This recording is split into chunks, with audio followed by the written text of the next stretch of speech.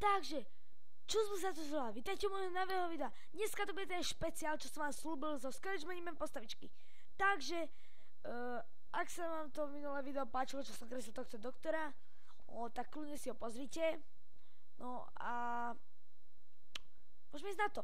Vlastne, ja by som vám radil, dajte z toho čo najväčšie, kliknite sa na túto farbu, čo to mizne, takto si to úplne celé dajte preč, hej.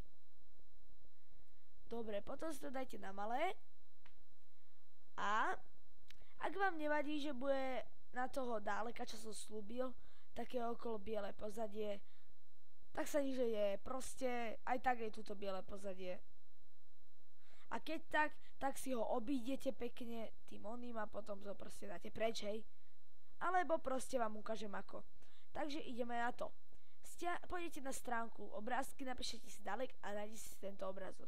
Uložíte si ho, pôjdete do Scratcha, dáte, že import, pôjdete kam ste si ho uložili, ja to mám v dečku, dám si sem ho, dám dalek a je tu.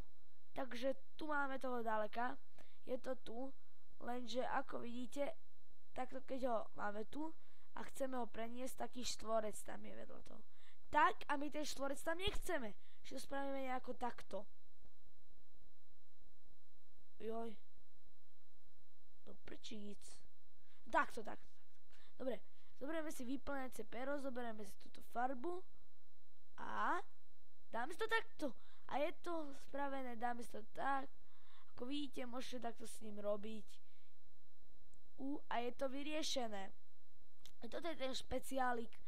Dúfam, že sa vám toto video páčilo. Ak chcete viacej takýchto videí, čo vás budem robiť, ak chcete spraviť nejaký vtipný, napríklad nejaký rozhovor, povedzte, napíšte do komentárov. Na budúce budeme robiť, ako som v predošlom videu povedal. Toto vlastne nie je len také video, toto som iba prišiel ukázať, taký špeciál. To nie je žiadny part. Proste, hej. A na budúcom videu zo Scratchmanime postavičky nejakého partu bude 9. doktor. A potom 9. doktorovi už si budete iba vyrozhodovať, čo chcete.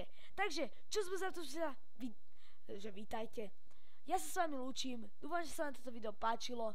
Užite si to robenie a exterminate!